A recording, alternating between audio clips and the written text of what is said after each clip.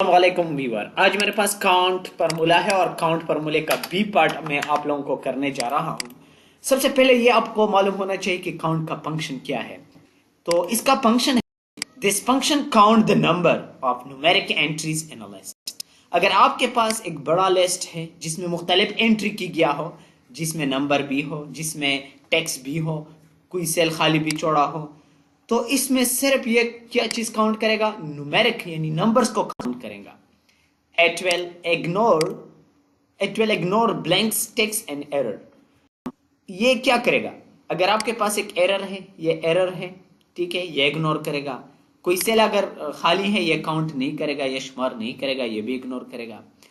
इसका सिंटैक्स जो है बहुत सिंपल है, सिर्फ काउंट लिखना है और ब्रैकेट को ओपन करना है। Range 1, range 2, range 3 up to 30 मुख्तलिफ रेंज आप ले सकते हो और इसका काउंट कर सकते हो। दूसरा, मैं आप लोगों की आसानी के लिए यहाँ भी काउंट का जो सिंटैक्स है मैं यहाँ टाइप कर चुका हूँ। तो यहाँ पे अभी मैं ये काउंट करता हूँ कि ये कैसा अप्लाई होगा काउंट फार्मूला।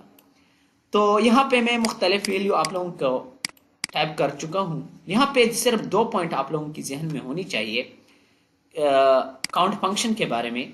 नंबर फर्स्ट कि ये सिर्फ न्यूमेरिक एंट्रीज को क्या करते हैं? काउंट करते हैं। दूसरा ये कि इट विल इग्नोर, ये क्या इग्नोर करते हैं?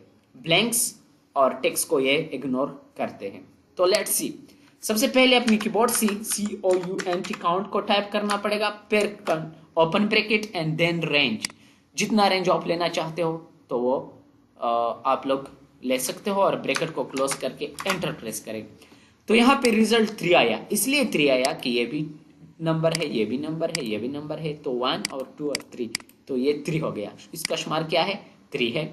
इस तरह ये क्या है, बाज लोग ये इसमें कंफ्यूज होते हैं कि आया 0 काउंट होगा कि नहीं। बिल्कुल काउंट होगा क्योंकि ये भी नंबर है, 0 भी डिजिट है। तो 10, 0 और 30, ये क्या है? 1, 2, 3, ये 3 हो गया। इस तरह अगर मजीद मैं अपने फार्मूला को ड्रैग करूं, अगर इस तरह वैल्यू हो कि वो नेगेटिव हो तो वो भी काउंट होगा। नंबर तो है लेकिन नेगेटिव है तो काउंट होगा। अगर डेट हो तो फिर इसका क्या होगा? डेट जो है इसमें ठीक है, यहाँ पे टेक्स्ट लिखा गया है जनवरी के लिए, लेकिन साथ ही साथ आप लोग देख सकते हो कि डिजिट भी मौजूद है। तो 1, 2 और 3 क्या बन गया? 3 हो गया। इस तरह अगर मजीद आप लोग देखा जाए, टाइम के बारे में लोग पूछते हैं कि अगर हम टाइम टाइप करें तो वो काउंट होगा कि नहीं होगा। बिल्कुल। टाइम क्या है? टाइम किस चीज से बना हुआ है? डिजिट से बना हुआ है। तो 30 और ये टाइम और 10, तो क्या बन गया? 3 हो गया। मजीद इस तरह कर लोग पूछते हैं कि अगर डिसिमल में हो तो वो बिल्कुल वो भी काउंट होगा। इस तरह अगर मजीद मैं अपनी फार्मूला को ड्रैग करूं तो यहाँ पर रिजल्ट 2 आएगा। इसलिए 2 आ गया कि यहाँ पे मैं आप लोगों को क्लियर बता चुका हूँ, इग्नोर ब्लैंक्स। तो ये खाली है, खाली है तो ये 2 है। तो 1, 2, 1 और 2, ये खाली जो है ये क्या है? ये इग्नोर किया है। लेट्स सपोज अगर मैं ये रिमूव करूँ तो क्या हो गया? 1, क्योंकि यहाँ पे क्या है? 10 है, 10 है और 2 खाली है।